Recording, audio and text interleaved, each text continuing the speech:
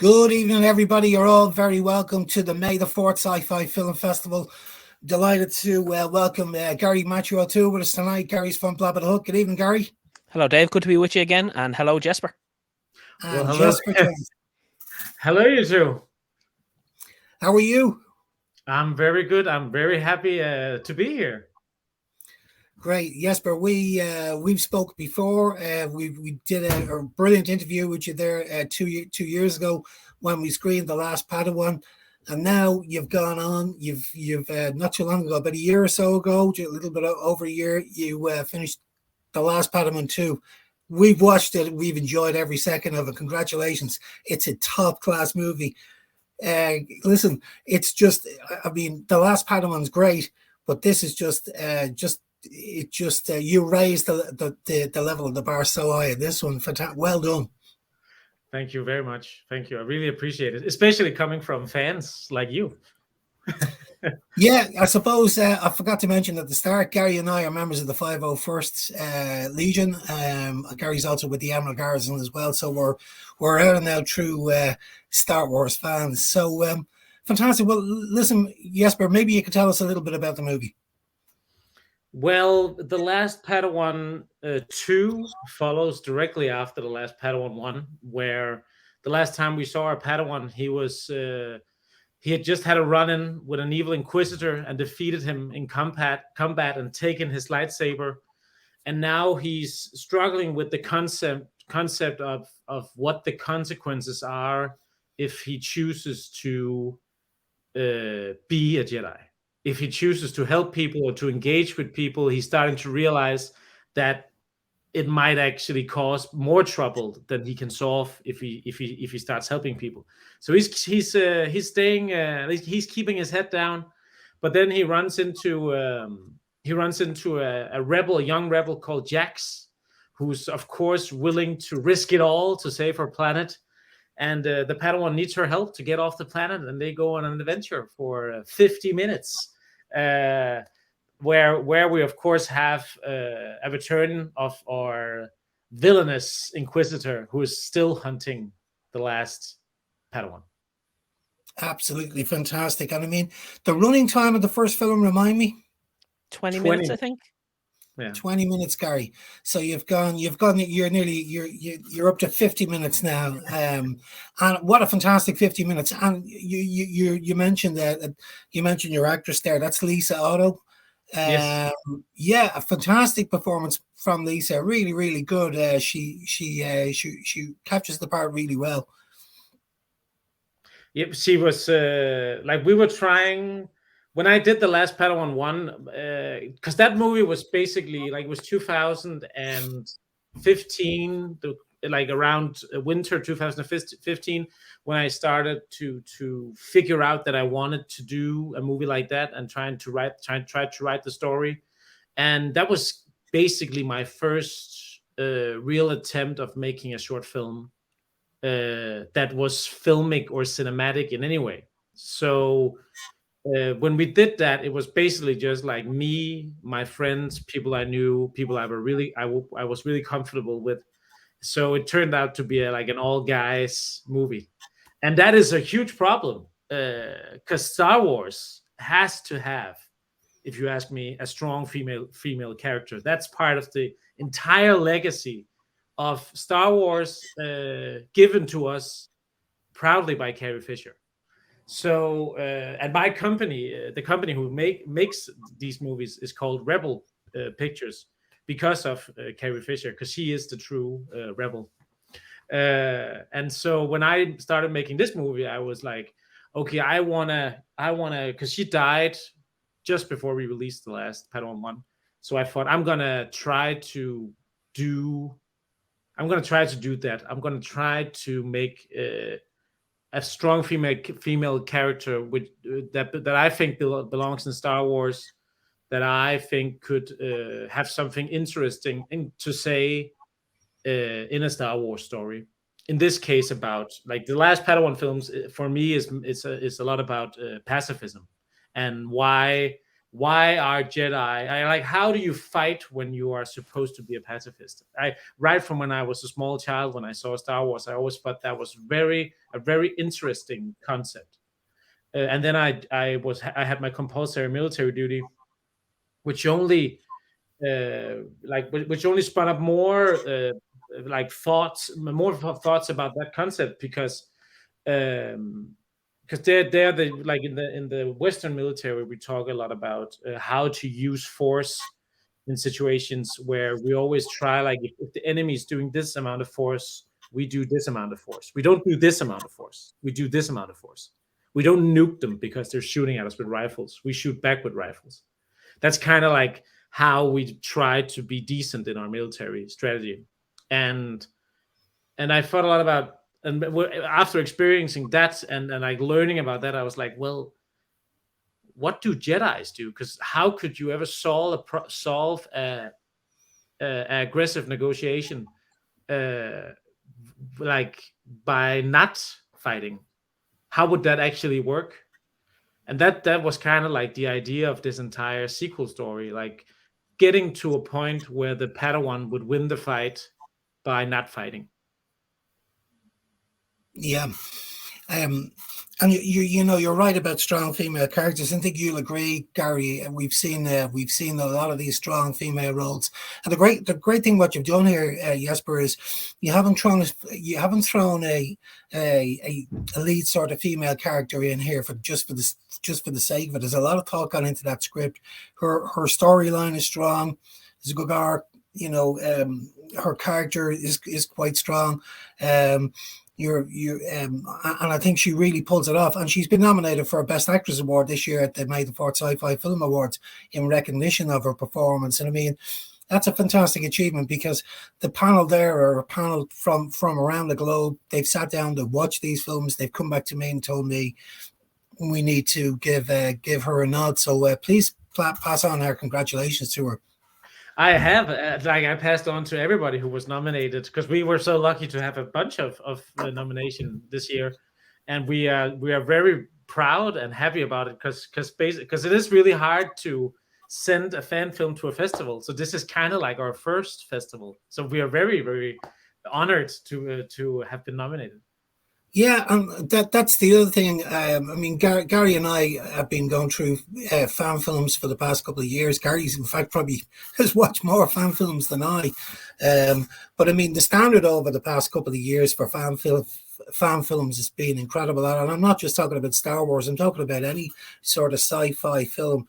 The standard's gone through the roof. And I believe, if you look at filmmaking, if you go back and say about 15, or 20 years ago, a lot of people will be in post production in a studio.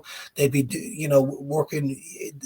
They'd be spending weeks or months and months in the edit in a studio somewhere in Dublin or in Copenhagen. Now people are doing that in their bedroom. That's how advanced technology is now at the moment. And I've seen some incredible stuff made by filmmakers that are just sitting down in their bedrooms and creating this wonderful imagery on screen. It's amazing. I love, like, the whole YouTube, the way people are talking a lot about YouTube and the bad things about YouTube, and how social media is like creating these microcosms where people are sharing bad ideas and stuff. But like, I've never been taught anything about editing films or doing visual effects at any school ever. I just went online and sought out information and watched tutorials, and that's a whole new ball game. That's like the library of Alexandria, like at the end of our fingertips. Like, it's only your own imagination that stops you from learning anything today. So I think, like, you can already see it now, that there are filmmakers coming from, like, that started out on YouTube that are now making big budget Hollywood films. And I think also in 10, 20 years, you will see major cinematic storytellers who came out of fan fiction. because it is just a wonderful.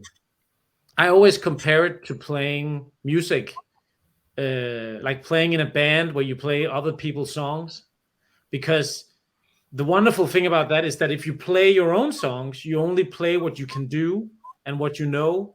But if you have to play other people's songs, you have to learn to be as good as them to perform like they do. And that's the kind of like this. What I also experienced with the Last Padawan films is that knowing that this is Star Wars, it's up here. This is how the camera moves. This is how it looks. This is how the music sounds. This is how it has to feel, and then trying to emulate that. That was just like a crazy learning experience that I'm so happy that I like. It was kind of one of those things where I just put myself on a train track, and then I just started learning as at the further down the track I went. Gary, I thought the score was superb in this. What do you think? You took the words right out. I think we spoke when we spoke previously that one of my favorite things about the first one was the score, because as we've discussed, the music of John Williams is an entirely separate entity to Star Wars in that it is its own character. And I think the score for this one again was magnificent. And it was also interesting again where no dialogue in certain scenes is just as important as spoken word. So I think it blended everything really nicely. So could you tell us a little bit about putting the score together and how it sort of melded into the final product? It is a major part of this kind of storytelling, and also like I've learned that it's kind of like what I'm most interested in. Like the movies that I really love are movies with giant influential scores where the music can take up like a lot of space, almost like in an opera, you know. So because of what I learned from the first film, that we shot the first film before I even talked. I think, or maybe I talked to Jonas Frederik, who wrote the score for both films, just before we shot the first film, but we didn't like arrange anything, and then I just went out and shot the film, and then he came in and we started like figuring out a way to work together. And then I took all of that knowledge and then I just applied it to writing the second film. So suddenly the script was filled with the music rises. The score does this while he says that. And like the score is filled with those kinds of things. Or the script is filled with those kinds of things because that's how you tell these stories with music. And costume design as well, Gary. The costume design was superb in this as well. And I mean, Gary and I know a lot about costumes, so because we wear them. So I suppose we've got a good eye for really good costumes and really original pieces as well. So we could see that. I could see there was influences from other films as well. I mean, I reckon you're a fan of Rogue One. I would imagine. I'm a big fan of it myself, but the costumes all the way through, all the characters, they look fantastic. Really original pieces. Well, thank you. That's like I tried to find a costume designer and a production designer. Like these two roles I had to fill for so long, and then I met this guy called Esbjørn, who he used to do like live we call it role playing, like live where you dress out as orcs, or I don't know what it's called in English exactly, but like he's been working with costumes and making costumes himself for his entire life. And I met him and actually wanted him to help me make the guns for the film, because I knew that all the Imperial soldiers were going to just have regular Star Wars guns that we know, but all the rebels, because they were like original Dantooine rebels, they could have like homemade guns that they made themselves out of different other parts. So we wanted like to create like a separation. And Esbjørn, he was like so into it. So he started like, we did it like the old school way where you buy up a bunch of guns. So we bought up a bunch of soft guns, took them all apart, and Asbjørn and his team put them all back together in new, interesting ways. And then when we couldn't find a costume designer, Asbjørn and his team were like, well, shouldn't we just make the costumes? And then they started like bringing in people they knew from like the live role-playing environment, where they were so good. Like, give them a piece of Band-Aid and a piece of gum, and they can make a costume for you. They're amazing, talented artists. Yeah, absolutely superb. They look like costumes that you'd see in a Lucasfilm production. They were so good. But one of the other things that really struck me in this film is the cinematography. Anders Lindved was the cinematographer in this one. There's some stunning cinematography in this, really superb, especially coming up to the end of the film. The last battle at the very end, it's just incredible. Where did you find this guy? Well, Anders and I have been friends for very, very long. We used to have an office together, and so I always knew of Anders and knew of his work, and I knew other people that he worked with. And then when we did the second film, I started talking to Anders because I realized that we just had many of the same sensibilities. We both love David Lean movies. We love old cameras and old gear and old lenses, and are deeply like big nerds about that kind of stuff. So I started like trying, like dancing around him, talking to him, mostly when I was drunk, like, hey, I have this film coming up. Could you be interested in this? And then one day he sat me down and he was like, if you're going to offer me this movie, then offer me this movie, but do it, like, do it for real. And I asked him, like, Anders, would you shoot this film? And he said yes. And then we just started prepping, like working, storyboarding everything, making floor plans, like where you draw where the cameras are, designing scenes, go visiting locations. Like, this film was incredibly well planned because we shot it in 12 days. Where we also had, because I was acting as well, so we also had a technical director called Mads Eriksen. So Anders and Mads Eriksen and me, we were like always like we used like our storyboards, but we were always like ping-ponging on set, trying to get it like make what we had in our head come onto the screen. Yeah, so you storyboarded the whole film, did you? Yeah, with a bunch of different tools. So we both did it by hand, like by pencil, and then we did some where you go into like Cinetracer, which is like a Steam. You can buy it on Steam. It's like a piece of software where you can set up 3D models in Unreal Engine. So we used a bunch of different kind of tools to like visualize how we wanted to do it. And then, of course, Bo Thomas, who plays the Inquisitor in this film, who is one of my regular working. I love Bo. Bo is like one of my favorite actors to work with. Bo and I, we started fencing. We started training the fencing for this film a year before we arrived on set. Wow, absolutely fantastic, Gary. The locations in this are superb as well, aren't they?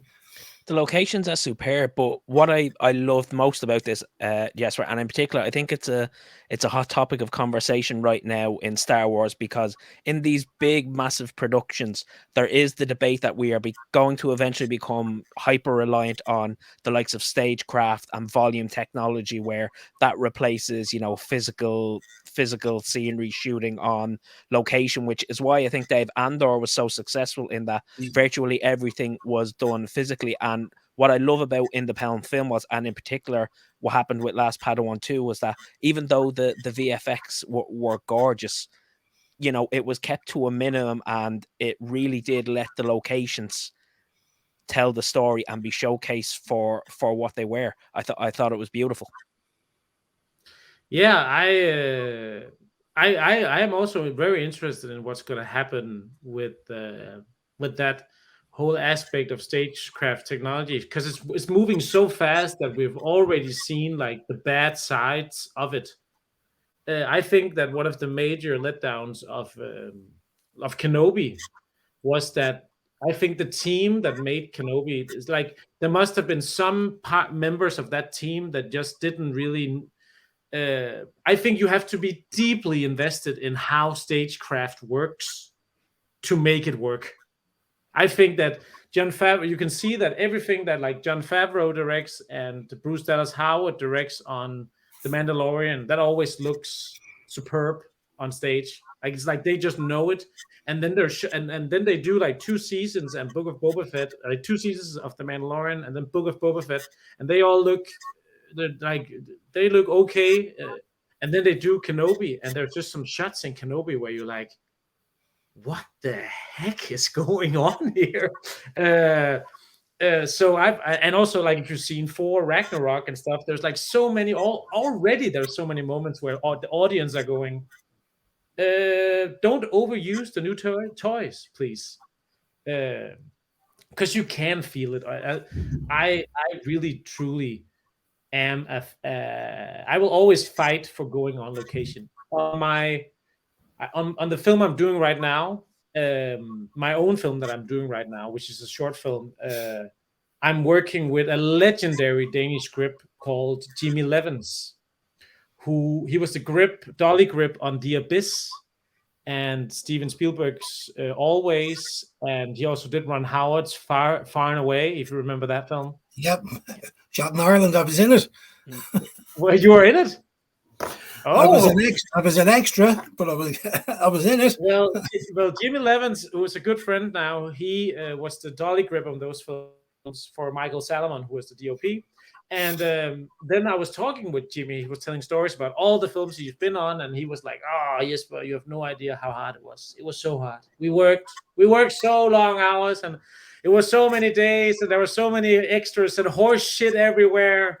And I said to him, "But Jimmy, don't you realize that will never happen again? I have to, like, just going out into the woods or up a mountain or down to a river, for me as a filmmaker, my generation of filmmaking, I'm going to be sitting in a meeting discussing for 5 hours with a producer for them to let me do that in the future. Because they're going to be like, can't you just do it in the stage? We're just going to go out, like a guy goes out, he films it, and then we can just do it." And I'm going to be like, no, it's not the same. Because people can tell. I agree with you. I mean, and it's, it's refreshing sometimes when you see directors like, say, Christopher Nolan, who want to go back to old school filmmaking where they want to do their own stunts. If they want to rotate a room, it's not done by CGI. The room is actually rotating. Yeah. But even a movie like Tenet, where I don't get half the movie, I don't care. I just watch it because it's pretty.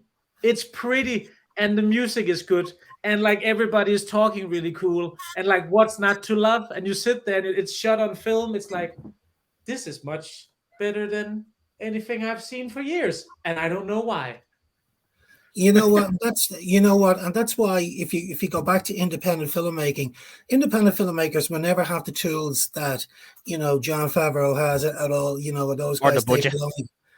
Or the budget of that. So they will always be old school, and I believe, I'm a strong believer, and I think you've hit the nail on the head there. You're going to see, at the moment you're seeing rising stars on YouTube. They're independent filmmakers, and they're using what would be considered old school techniques, versus what's happening in Hollywood now at the moment. I mean, I love watching.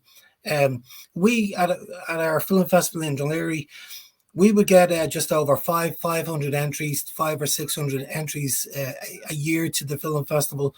We screen roughly around 150 of them, and they're just pure magic watching them. And when you're watching it, the blood, sweat, and tears that have gone into each one of those films.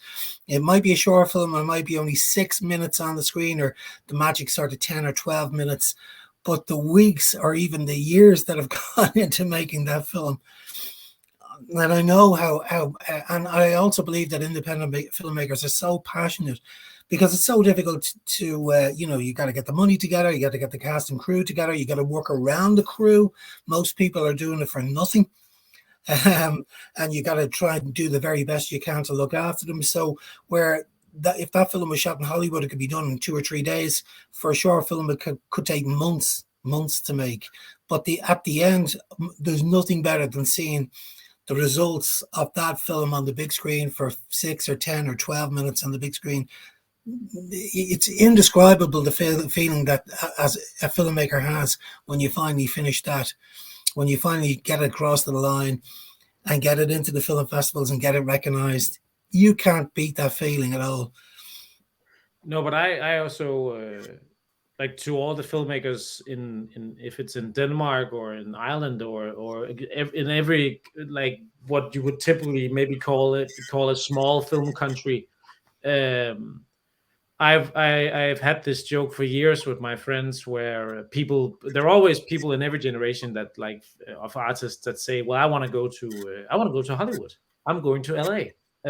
When they're like 18 or 20 or something like that, they're like, I'm going to do the LA thing. And I've always said, man, if you can't make it here, you can't make it anywhere. Because in these small communities, like, I can call up professional actors, and they're actually willing to participate with no pay for a single day if we're passionate and the script is good. And, like, there's so much community around filmmaking and creating art that if you go to LA, where it's an industry, like where everybody is asked 1,000 times every day if they want to work for free on something, it's never going to work. Like, just I grew up in a small town. I would try to motivate as many people as I can to be the force that creates something. Like, if you live in a small town and you want to make films, like, suck it up and just be the leader of that project and go make films, because that's how it starts. And then you meet equal-minded people, and you will start to, like, attract other people. And even in Denmark, I was thinking about this today doing a run. I was like, I saw a Danish sci-fi short film 5 years ago called Zombie Copenhagen, which is like a zombie movie in Copenhagen, where they did some really awesome, where one guy did some really awesome visual effects. And that film made me believe that I could do a sci-fi film as well. And now I meet young people who talk to me about sci-fi films or short films they want to do, but they believe they can make bigger things or more creative things than just a normal social realism kind of, like, we make so many of those movies, like, where two people are standing in the kitchen arguing about the relationship. But now people are, like, starting to explore, maybe I can make more, maybe I can actually make sci-fi more, maybe I can make fantasy, or maybe I can work with a composer and do more epic music or fights, and it's just kind of like, the snowball is rolling. And I would just try to encourage everybody to be part of that movement in their own small community. Yeah, it's interesting. You were just talking there about you can pick up the phone and ask professional actor would they work with you. And I think certainly in Ireland we're seeing that a lot of that as well.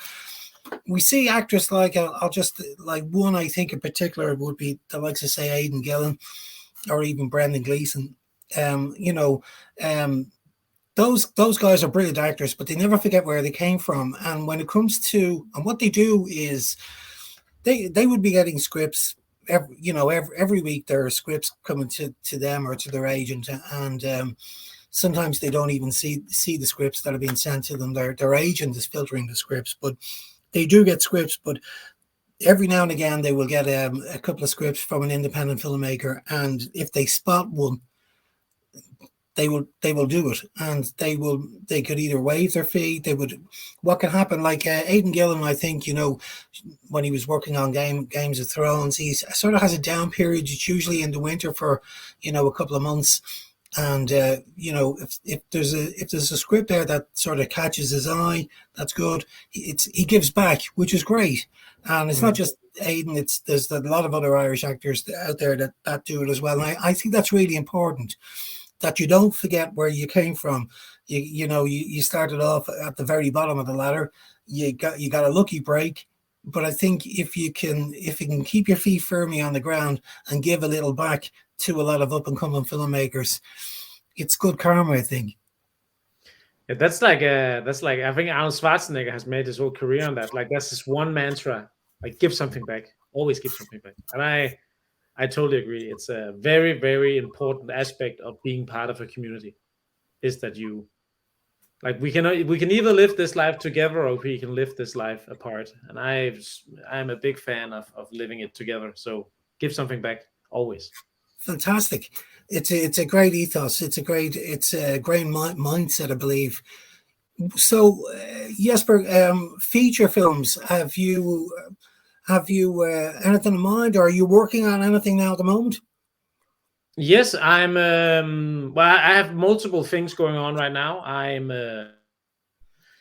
Since one of the things I learned from doing the Last Padawan films is that I learned how to coordinate film productions, because I produced the films myself. So in 2018, I started working as a first assistant director, and right now I'm sitting in Odense, in Denmark, because I'm in a hotel, because I'm working on a feature film at the moment called Sønneke, that is directed by the awesome Jesper Kvistgaard, his debut film.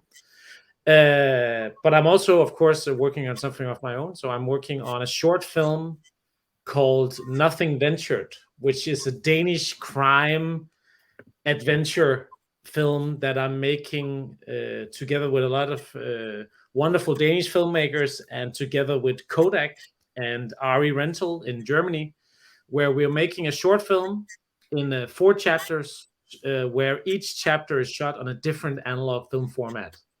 So every time, like it's like Pulp Fiction, but every time we change the chapter, we also change the analog film format. So in the first chapter, it's Super 8, then we have 60 millimeter, 16 millimeter, and then we have 35 millimeter, and then of course at the end we have glorious 65 millimeter film. So I'm super excited for that. We already shot the first 2 chapters, actually. Fantastic. I mean, when it comes to filmmaking, it takes money to put a film together, and it's just trying to get the money together for Jesper as well. It's not easy. No, and no, we're actually also doing That's also one thing that is amazing about how we made the Last Padawan II, because we did that we shot it in something called the Wadden Sea, Vadehavet, which is like a part of country where the ocean, when the tide goes out, like just kilometers of sand appears, and then when the tide comes in, the water comes back again. And they had like their own communal funds, or like you could apply for art project money, as long as the project was about that nature environment. So that's how we got the money for the Last Padawan II, where we got not much money, but we got like 200,000 Danish crowns. I have no idea how much that is in pounds. That's divided by 10. That's what it is. Yeah. So 25,000. Yeah. Yeah, exactly. And then, but now on Nothing Ventured, because we're doing a crime film, we've had some wonderful collaborators here in Denmark to make the first 2 chapters, but we are actually starting a crowdfunding campaign to make this movie where we're shooting on these wonderful film formats. Because I don't know if you heard, but apparently shooting on film is expensive. Nobody told me. Nobody said to me that shooting film was going to be expensive, especially 35 and 65 millimeter film. Absolutely. Yes, but why don't we just show everybody just a little bit of what you've done so far? Just a little clip.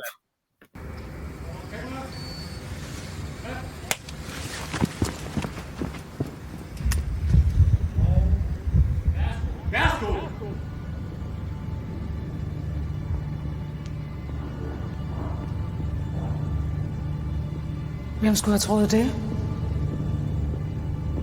Søren og fikser.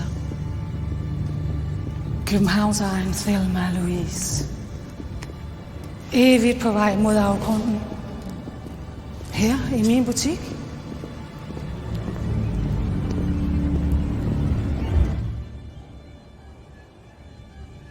Har I den med?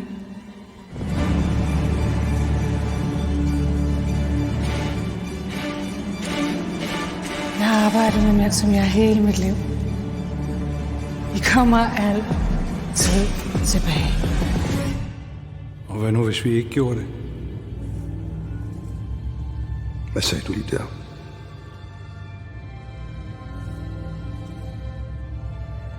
Hvad nu, hvis vi beholdt kufferten selv?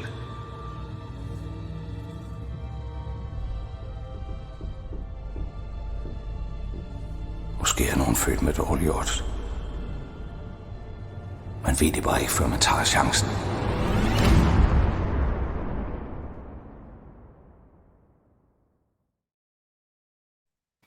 That looks great. We missed the subtitles at the end, but we can sort of guess what's happening there.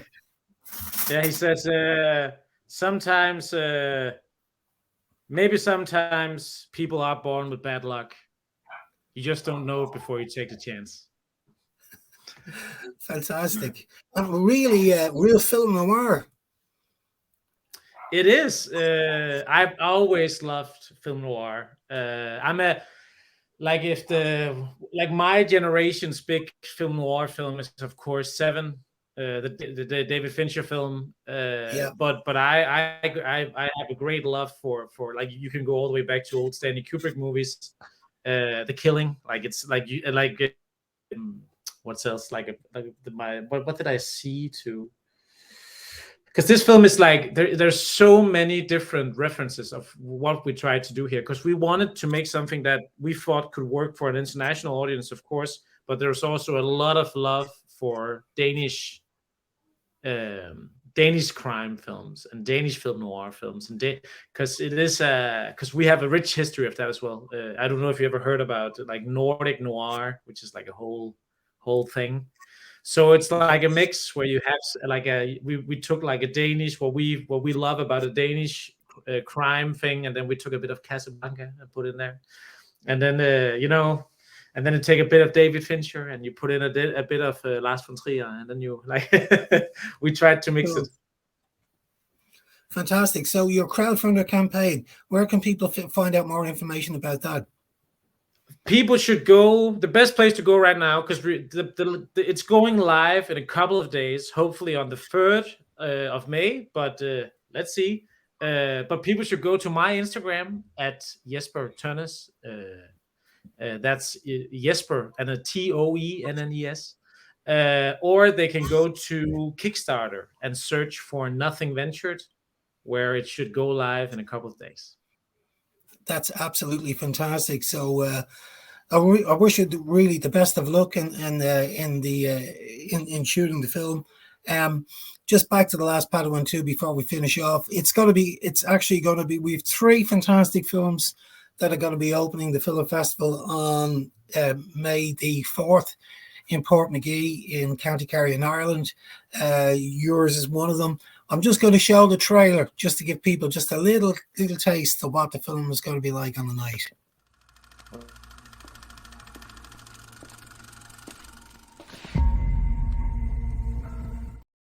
And that's the wrong one.